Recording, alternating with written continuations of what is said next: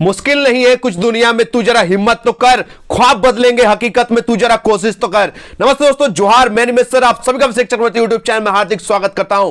Class 11th के students के demand को देखते हुए मैं आज इस वीडियो के माध्यम से क्लास 11th के इंग्लिश कोर के हॉर्नबिल बुक से चैप्टर 2 यानी we are not afraid to die if we all be together के top 25 exam related MCQ type questions लेकर आया हूं। दोस्तों ये सारे के सारे क्वेश्चंस आपके एग्जाम पॉइंट ऑफ व्यू से बहुत ज्यादा इंपॉर्टेंट है। इस वीडियो को देखने के बाद आपके सारे डाउट्स क्लियर हो जाएंगे और आसानी से ये 25 क्वेश्चंस आपके दिमाग में घुस जाएंगे। जो भी बच्चे अभी तक इस चैनल से नहीं जुड़े, जल्द से चैनल को सब्सक्राइब कर लीजिए ताकि आगे की वीडियोस की नोटिफिकेशन सबसे पहले आप तक पहुंचे, क्योंकि अब लगातार इंग्लिश कोर की वीडियोस अपलोड होने वाली है। क्लास 11th का तैयारी अब धुआंधार तरीके से इस चैनल के माध्यम से आप लोगों के बीच करवाया जाएगा। तो जल्दी से चैनल से जुड़ जाइए, जल्दी से चैनल को सब्सक्राइब कर लीजिए और जमकर अपने दोस्तों पे शेयर कीजिए। तो चलिए दोस्तों, बिना देरी वीडियो को शुरू करते हैं। इसका पहला और इंपॉर्टेंट क्वेश्चन देख सकते हैं, चैप्टर 2 का क्या पूछा गया है। द ऑथर, क्या पूछा गया? The author of the story we are not afraid to die if we can all be together is written by dash. ये जो स्टोरी है we are not afraid to die, इसके ऑथर यानी लेखक कौन है, यानी ये कहानी किनके द्वारा लिखी गई है, ये आपसे क्वेश्चन पूछा गया है। तो आप सही पता है, option 1 is the correct answer, option A is the correct answer, Gordon Cook and Alan East. याद रखिएगा इस स्टोरी के राइटर का नाम क्या है, Gordon Cook and Alan East. चलिए आगे बढ़ेंगे हम लोग क्वेश्चन नंबर 2 की ओर। ठीक है, क्वेश्चन 2 आप लोग देख सकते हैं दोस्तों, क्या पूछा गया है। पूछा गया 200 years ago the world voyage was made by। 200 साल पहले, 200 years ago मतलब होता है 200 साल पहले, विश्व यात्रा समुद्री रास्ते से किसके द्वारा की गई थी। ठीक है, वर्ल्ड वॉयज मतलब होता है समुद्री यात्रा। ठीक है, तो 200 साल पहले विश्व का जो भ्रमण करने के लिए समुद्री यात्रा किया गया था, किनके द्वारा किया गया था? आप सही पता है, कैप्टन जेम्स कुक के द्वारा। किनके द्वारा? कैप्टन जेम्स कुक के द्वारा। ऑप्शन जो ए है वो करेक्ट आंसर है। आगे बढ़ते हैं हम लोग क्वेश्चन नंबर 3 की ओर। क्वेश्चन 3 आप लोग देख सकते हैं, क्या पूछा गया है कि why did the author decide to go for a round the world voyage, यानी लेखक ने विश्व भ्रमण का निर्णय क्यों लिया। ये जो लेखक है गॉर्डन कुक, वो विश्व भ्रमण का निर्णय क्यों लिया था? तो इसका जो करेक्ट आंसर है option number A is the correct answer. क्या हो जाएगा? Option A is the correct answer, to duplicate the voyage made 200 years ago by captain James Cook, यानी 200 वर्ष पहले जो कैप्टन जेम्स कुक के द्वारा की गई जो विश्व का चक्कर लगाने वाली समुद्री यात्रा है, उनको दोहराने के लिए सबसे पहले जो है कैप्टन जेम्स कुक जो 200 साल पहले समुद्री यात्रा किए थे, ठीक है, उसी चीज को दोहराने के लिए जो है ऑथर जो है ये निर्णय लिए थे, ये डिसाइड किए थे। तो ऑप्शन जो ए है वो करेक्ट आंसर है। आगे बढ़ते हम लोग क्वेश्चन नंबर 4 की ओर। क्वेश्चन नंबर 4 आप लोग देख सकते हैं, क्या पूछा गया है। From where did the ship sail for the voyage. बहुत ही इंपॉर्टेंट क्वेश्चन है, नोट कीजिएगा। From where did the ship sail for the voyage, यात्रा के लिए जहाज कहां से रवाना हुई थी, कहां से ये जो जर्नी है स्टार्ट हुई थी। तो आप सही पता है, प्लाईमाउथ से। कहां से? प्लाईमाउथ यानी इंग्लैंड से। अगर डेट पूछे तो याद रखिएगा जुलाई 1976, जुलाई 1976 में। ठीक है, जुलाई 1976 में प्लाईमाउथ इंग्लैंड से जो है ये जो जहाज से यात्रा के लिए ये लोग स्टार्ट किए थे। ठीक है, याद कर लीजिएगा, क्वेश्चन 4 बहुत ही इंपॉर्टेंट है। आगे बढ़ते हैं हम लोग क्वेश्चन 5। ठीक है, क्वेश्चन 5 में क्या पूछा गया, what was the occupation of the author. ये जो ऑथर है उनका ऑक्यूपेशन क्या था, उनका जो पेशा क्या था, मानी पेशे से क्या थे, डॉक्टर थे या सेलर थे, क्या थे, बिजनेसमैन या टीचर, क्या थे? वो पेशे से एक बिजनेसमैन थे। क्या थे? एक बिजनेसमैन थे। याद रखिएगा 37 इयर्स ओल्ड बताया गया। ठीक है, कितने इयर्स के थे? 37 इयर्स ओल्ड बिजनेसमैन थे ये ऑथर गॉर्डन कुक। ठीक है, याद रखिएगा 37 इयर्स ओल्ड बिजनेसमैन थे। आगे बढ़ते हैं हम लोग क्वेश्चन नंबर 6 की ओर। देख सकते हैं दोस्तों, क्वेश्चन नंबर 6 में क्या पूछा गया है। The narrator and his wife spent 16 years to improve their dash. ठीक है, ये जो नरेटर है और उनकी पत्नी अपनी किस कौशल यानी स्किल को सुधारने के लिए 16 years लगा दिए थे, यानी 16 साल से अपना क्या चीज इंप्रूव करने के लिए इन्होंने 16 years स्पेंड किए थे। तो आप सही पता है, समुद्री यात्रा करेंगे, जहाज के द्वारा करेंगे तो समुद्री कौशल सीखेंगे ना, राइटिंग स्किल्स का तो कोई काम नहीं है। तो याद रखिएगा ये लोग पूरा विश्व को दोहराने का काम कर रहे हैं, तो ये रखिएगा याद, सी फेयरिंग स्किल्स। ऑप्शन जो ए है वो करेक्ट आंसर है, समुद्री कौशल यात्रा। ठीक है, 16 साल लगा दिए थे, स्पेंड किए थे ये जो नरेटर है उनकी वाइफ। ठीक है, याद रखिएगा। आगे बढ़ते हैं हम लोग क्वेश्चन नंबर 7 की ओर।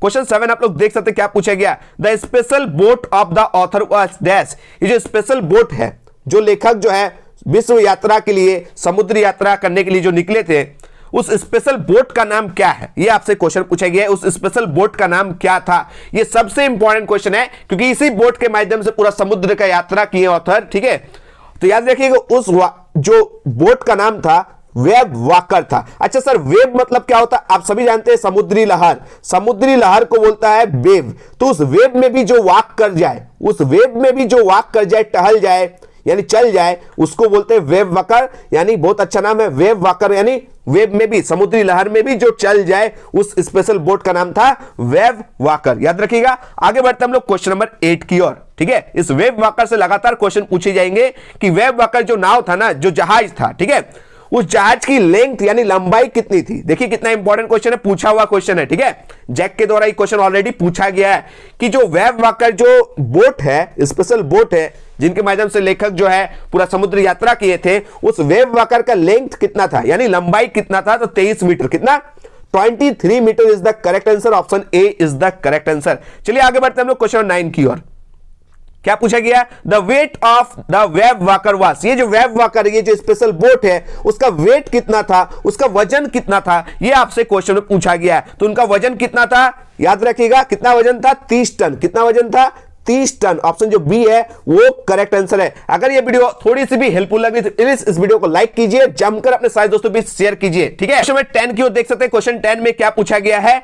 The narrator along with his family set sail in July. ठीक है, ये क्वेश्चन पूछा गया, बहुत ही इंपॉर्टेंट क्वेश्चन है। ये जो नरेटर है अपने परिवार के साथ जुलाई डैश में समुद्री यात्रा पर निकला था। आप सही पता है, प्लाईमाउथ इंग्लैंड से जो है ये यात्रा शुरू हुई थी। कहां से? प्लाईमाउथ इंग्लैंड से। तो मैंने शुरू में डेट बता दिया था, जुलाई 1976 में। कब? जुलाई 1976 में ये जो है यात्रा स्टार्ट हुआ था। नरेटर अपने परिवार के साथ समुद्र यात्रा के लिए निकला था। ठीक है, तो कब निकला था? जुलाई 1976 में। कहां से? प्लाईमाउथ इंग्लैंड से। क्लियर हो गया आप सभी को ये क्वेश्चन? आगे बढ़ते हैं हम लोग क्वेश्चन 11 की ओर। क्वेश्चन 11 में क्या पूछा गया कि the voyage went on peacefully up to dash. यानी जो वॉयज है, ये जो यात्रा है, समुद्री यात्रा है, कहां तक शांतिपूर्वक चली थी? पीसफुली यानी शांतिपूर्वक ये जो यात्रा है वो कहां तक चली थी? आप सभी नोट कर लीजिएगा, केप टाउन तक। कहां तक?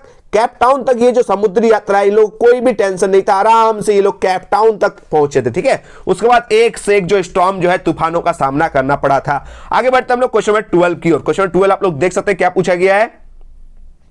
पूछा गया what part of the journey was pleasant for them. ठीक है, यात्रा का कौन सा भाग उनके लिए सुखद था? तो याद रखिएगा, फर्स्ट लेग। कौन वाला? First leg from England to Cape Town. याद रखिएगा, first leg from England to Cape Town, यानी इंग्लैंड प्लाईमाउथ से जो यात्रा स्टार्ट हुई थी और कहां तक शांतिपूर्वक जो ढंग से गई थी यात्रा, याद रखिएगा, केप टाउन तक। ठीक है, उसके बाद एक से एक चीजों का, दिक्कतों का सामना करना पड़ा था, यानी पीसफुली यानी पीसेंट रूप से, एकदम प्लेजेंट रूप से जो है यात्रा चली थी। कहां तक? इंग्लैंड से लेकर केप टाउन तक। किसी टाइप का दिक्कत देखने को नहीं मिली थी। ठीक है, यात्रा का पहला जो चरण था इंग्लैंड से जो केप टाउन तक था, वो सबसे सुखद था, सबसे प्लेजेंट था। याद रखिएगा। चलिए आगे बढ़ते हम लोग क्वेश्चन नंबर 13 की ओर। क्वेश्चन 13 आप लोग देख सकते हैं, बहुत ही इंपॉर्टेंट क्वेश्चन, ये सब कर लीजिएगा। ठीक है, बेटा का नाम, बेटी का नाम, बेटा का उम्र कितना था, बेटी का उम्र कितना था, ये सारे क्वेश्चन करके जाइएगा ताकि इस चैप्टर से एक भी क्वेश्चन आपका ना छूटे। और आप लोग कौन कौन चैप्टर्स में दिक्कत है आप लोग कमेंट जरूर कीजिएगा। आपको इंग्लिश स्कोर में क्या प्रॉब्लम होता है, क्योंकि आप लगातार इंग्लिश स्कोर की वीडियोस अपलोड होने वाली है, इसलिए चैनल को सब्सक्राइब करके रखिएगा ताकि नोटिफिकेशन सबसे पहले आप तक पहुंचे। ठीक है, तो what was the age of Susan and Jonathan. याद रखिएगा, ये सुजैन कौन है, ये जोनाथन कौन है? तो ये लेखक की एक बेटी है और एक लेखक का बेटा। याद रखिएगा। तो व्हाट वाज द एज, यहां पर एज पूछा गया कि सुजैन और जोनाथन की जो उम्र है कितनी थी। तो याद रखिएगा, बेटी सबसे बड़ी थी जो 7 साल की थी। बेटी का उम्र कितना था? 7 इयर्स ओल्ड थी। ठीक है, और बेटा कितना साल का था? याद रखिएगा, 6 साल का था। कितना साल का था? 6 साल का, यानी बेटी 1 साल की बड़ी थी। तो सुजैन जो है, जिसको सू के नाम से भी जाना जाता है, 7 साल की थी, और ये जोनाथन जो है, जिसे जॉन के नाम से भी जाना जाता है, ये 6 साल का था। तो आपको कहां मिल रहा? 7 और 6 आपको मिल रहा ऑप्शन बी में। तो option B is the correct answer, 7 and 6 years old. ठीक है, बेटी जो सुजैन है वो 7 साल की थी और बेटा जोनाथन 6 साल का था। नोट कर लीजिएगा। आगे बढ़ते हम लोग क्वेश्चन नंबर 14 की ओर कि what were the names of the 2 crewman whom the author hired। देखिए, समुद्री यात्रा करने के निकले हैं 200 साल जो पहले जो कैप्टन जेम्स कुक जो महारत हासिल कर चुके थे, उन्हें दोहराने के लिए लेखक जो है समुद्री यात्रा के निकले थे। ठीक है, अपने परिवार के साथ निकले थे। लेकिन क्या बताइए, आप अगर ड्राइव कीजिएगा तो अकेले का दिल्ली से जाना आना आप कर सकते हैं झारखंड से। एक ड्राइवर के लिए आपको चाहिए, तो पूरा जहाज को कंट्रोल करने के लिए और 2 नाविकों का जरूरत था। तो 2 को क्रूमैन मतलब होता है 2 नाविक। ठीक है, जो जहाज को चलाएंगे। ठीक है, तो 2 नाविक का नाम क्या है, यहां पर आपसे क्वेश्चन पूछा गया। जो लेखक जो है हायर किए थे दो नाविक जो दो क्रूमैन है, उन दोनों का नाम क्या है? आप सही पता है, उन दोनों का नाम है लैरी विजिल एंड हर्ब सैगलर। याद रखिएगा, एक का नाम है लैरी विजिल और दूसरा का नाम है हर्ब सैगलर। ये दोनों क्या था? क्रूमैन था, यानी नाविक था। ठीक है, इन दोनों को केप टाउन के बाद जो है चढ़ाए थे। याद रखिएगा। आगे बढ़ते हम लोग क्वेश्चन नंबर 15 की ओर। क्वेश्चन 15 में क्या पूछा गया है? Why did the author hire the two crewman? Author actually में हायर क्यों किया? दो क्रूमैन, दो नाविकों का जरूरत क्यों पड़ा? क्यों इन दोनों की नियुक्ति की गई? ठीक है, लेखक तो अकेले भी चला के ले जा सकता था, लेकिन ये दो क्रूमैन को क्यों नियुक्त किया, ये आपसे क्वेश्चन पूछा गया है। याद रखिएगा, इसका जो करेक्ट आंसर होगा ऑप्शन नंबर बी। क्या हो जाएगा? Option B is the correct answer.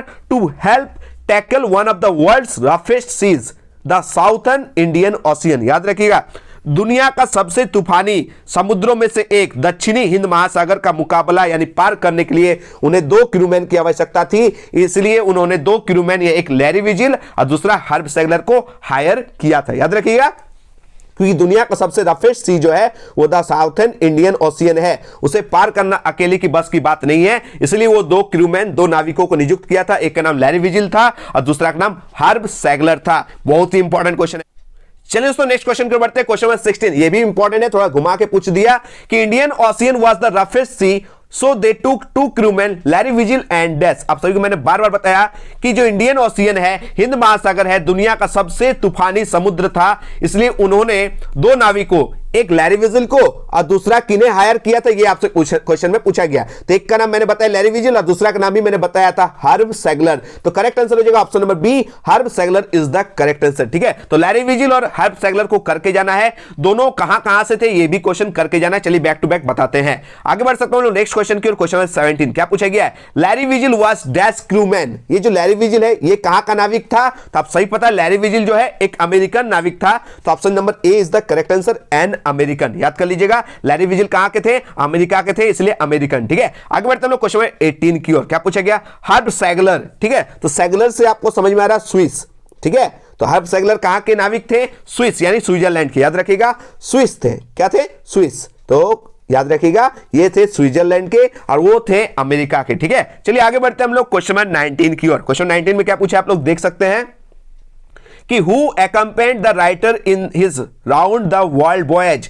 ये क्वेश्चन भी जैक की तरह से ऑलरेडी से पूछा हुआ क्वेश्चन है। ठीक है, बहुत ही इंपॉर्टेंट क्वेश्चन है कि विश्व समुद्री यात्रा के दौरान में लेखक के साथ कौन कौन गया था? एक अकेले लेखक तो नहीं गया था, लेखक के साथ उनका परिवार भी गया था। तो परिवार में कौन कौन? उनकी बेटी सुजेन भी, उनके जो वाइफ का नाम मैरी और उनका जो बेटा उनका नाम जोनाथन यानी जॉन। ठीक है, यानी तीनों, वाइफ मैरी भी, बेटी सुजेन भी और बेटा जोनाथन यानी जॉन भी, यानी all of them is the correct answer. ठीक है, उनकी वाइफ मैरी भी गई थी, उनकी जो बेटी है सुजेन भी गई थी और उनका जो बेटा है जोनाथन यानी जॉन भी गया था। ठीक है, तो ये तीनों का तीनों गया था, यानी all of them is the correct answer. चलिए आगे बढ़ते हम लोग नेक्स्ट क्वेश्चन की ओर। Question number 20। ठीक है, ये क्वेश्चन जो है ये भी जैक की तरफ से पूछा हुआ, थोड़ा सा हटके, एकदम एग्जाम से हटके क्वेश्चन है। ठीक है, तो इसको करके जाना है कि who said we are sinking. We are sinking मतलब होता है कि हम लोग डूब रहे हैं। ये जो सेंटेंस है किसने कहा था? किसने कहा था वी आर सिंकिंग, हम लोग डूब रहे हैं? ये कहा था उनकी वाइफ मैरी। ठीक है, ये क्वेश्चन ऑलरेडी पूछा हुआ क्वेश्चन है,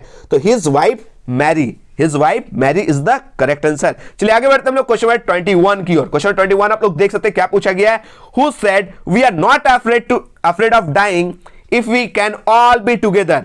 किसने कहा कि हम मरने से नहीं डरते जब हम सब एक साथ रहेंगे? आप और मम्मी और मैं, you and mummy, Sue and I. तो यहां पर क्लियर हो गया, यू मतलब लेखक, मम्मी मतलब उनकी वाइफ मैरी, सू मतलब उनकी बहन जो सुजेन है, और आई मतलब जो बोल रहा है, और कौन बोल रहा है? उनका बेटा जोनाथन यानी जॉन। ऑप्शन जो ए है वो करेक्ट आंसर है। जॉन शॉर्ट नेम है जोनाथन का, सू शॉर्ट नेम है किसका? सुजेन का। ठीक है, आगे बढ़ते हम लोग क्वेश्चन नंबर 22 की ओर। क्या पूछा गया है? Why did they decide to reach to save themselves and the ship.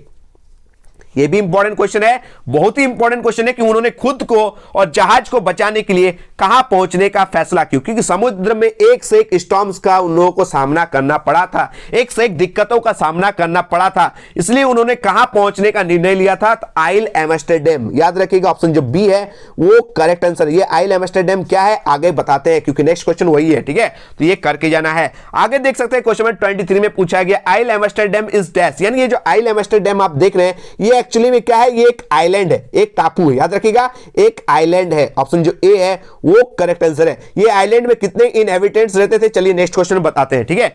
आगे बढ़ते हैं लोग क्वेश्चन नंबर 24 की ओर। क्वेश्चन नंबर 24 में क्या पूछा गया, आप लोग देख सकते हैं कि when did they reach Isle Amsterdam. Reach मतलब पहुंचा, ये लोग कब आइल एम्स्टर्डम द्वीप में पहुंचा, ठीक है। वे लोग जो है आइल एम्स्टर्डम जो द्वीप है, जो टापू है, वहां कब तक पहुंचा था, यानी टाइम पूछा गया, ठीक है। तो आप लोग इसको भी करके जाइए, क्योंकि ये भी जैक की तरफ से पूछा गया क्वेश्चन है। Around 6 PM in the evening, around 6 PM in the evening, लगभग शाम के 6 बजे ये लोग आइल एम्स्टर्डम जो एक आइलैंड है वहां पहुंचे थे, ठीक है। आगे बढ़ते हैं हम लोग आज का लास्ट और अंतिम क्वेश्चन, क्वेश्चन नंबर 25। आप लोग देख सकते हैं क्या पूछा गया है। Ile Amsterdam where the author landed his boat had dash number of inhabitants, ठीक है। आइल एम्स्टर्डम जहां लेखक ने अपने जहाज उतारी थी, उसमें डैश निवासियों की संख्या थी। कितने निवासी वहां रहते थे, याद रखिए 28 इनहेबिटेंट्स रहते थे उस द्वीप में। ओनली 28 इनहेबिटेंट्स उस द्वीप में, उस आइलैंड में। आइलैंड का नाम आइल एम्स्टर्डम, याद रखिएगा। वहां मात्र 28 इनहेबिटेंट्स रहते थे, निवासी रहते थे, ठीक है। ये हो गया आप लोगों का 25 क्वेश्चन सॉल्व चैप्टर 2। चैप्टर 1 इससे पहले मैंने वीडियोस दे चुका हूं, बहुत अच्छे तरह से मैंने समझाया भी, वो भी वीडियो देख लीजिएगा। सेट 1 कौन कौन नहीं देखे देख लीजिएगा, ठीक है। चलिए आज प्लेलिस्ट में बना देंगे, और लगातार कौन कौन वीडियोस चाहते हैं मेरे साथ इंग्लिश कोर का तैयारी कौन कौन करना चाहते हैं कमेंट में जरूर बताइएगा। और इस वीडियो को ज्यादा से ज्यादा लाइक कीजिए और अपने सारे दोस्तों, कॉलेज फ्रेंड्स हो चाहे ग्रुप्स हो, आप लोग सेंड कीजिए, ठीक है, ताकि मैं लगातार आप इंग्लिश कोर की क्लास 11th वाले बच्चों को हेल्प कर पाऊं, ठीक है। मिलते हैं एक नए वीडियो के साथ। धन्यवाद, जय हिंद, वंदे मातरम।